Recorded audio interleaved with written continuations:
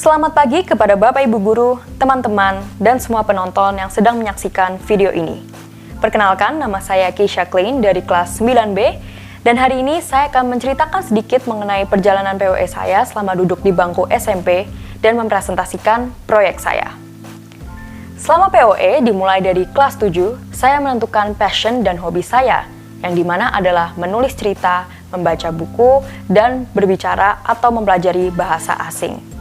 Dari ketiga passion dan hobi yang saya temukan ini, saya memutuskan untuk membuat sebuah proyek berupa novel berbahasa Inggris.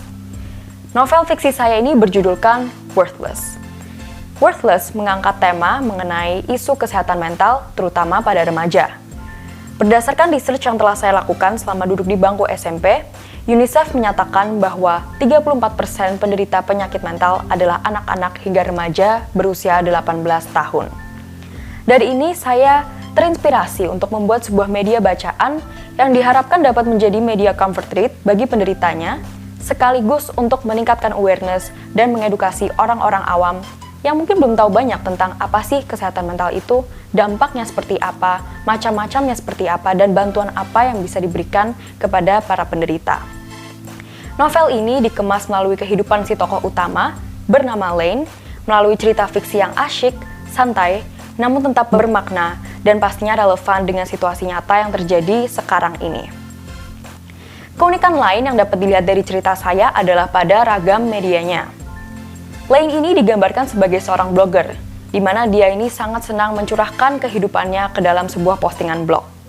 Blog ini saya realisasikan secara nyata, sehingga pembaca Worthless dapat berkunjung secara langsung ke dalam blog Lane dan membaca postingan yang telah ditulis olehnya.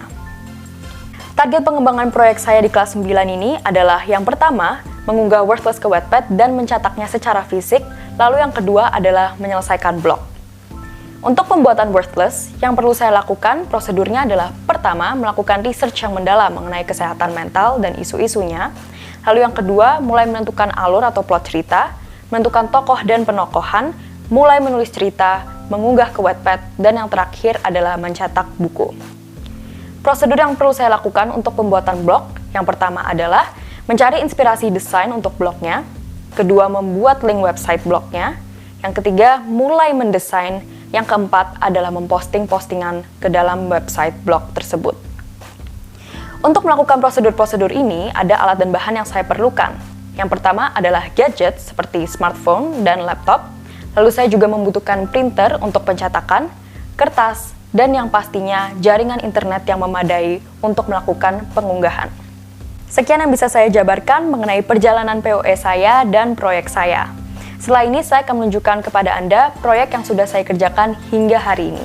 Terima kasih dan selamat menyaksikan.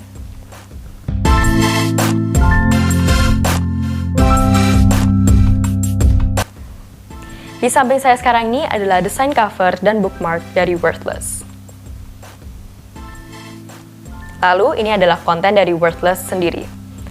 Pada tiap bagian awal bab, saya umumnya mengawali dengan menyematkan sedikit potongan blog atau postingan blog yang telah ditulis oleh Lane yang berhubungan dengan isi bab pada saat itu.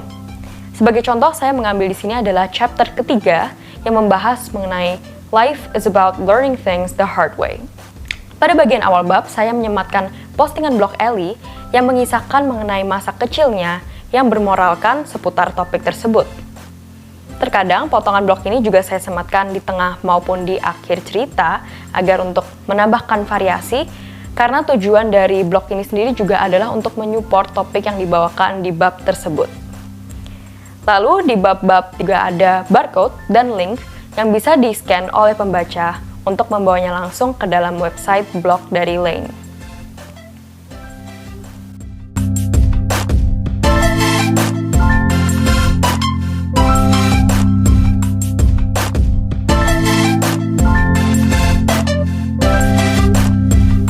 Di samping saya sekarang adalah website blog dari Lane. Seperti yang bisa dilihat di sini, saya sudah mengunggah beberapa postingan, namun ada masih banyak sekali postingan yang akan saya post seiring dengan bertambahnya chapter. Audiens juga bisa menambahkan komentar kepada postingan-postingan blog dari Lane, dan juga audiens bisa mengirimkan pesan secara anonim maupun tidak anonim langsung kepada Lane melalui section yang telah disediakan. Untuk menunjang ini semua, saya membuat sebuah akun Instagram bernamakan Lane Elliford, di mana di situ saya mengupdate mengenai updatean terbaru dari novel maupun blog Lane, dan juga saya memposting quotes yang saya ambil dari novel saya sendiri untuk bisa memotivasi audiens.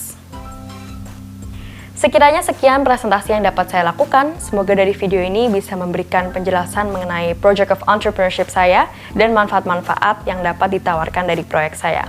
Terima kasih atas perhatiannya dan sampai jumpa.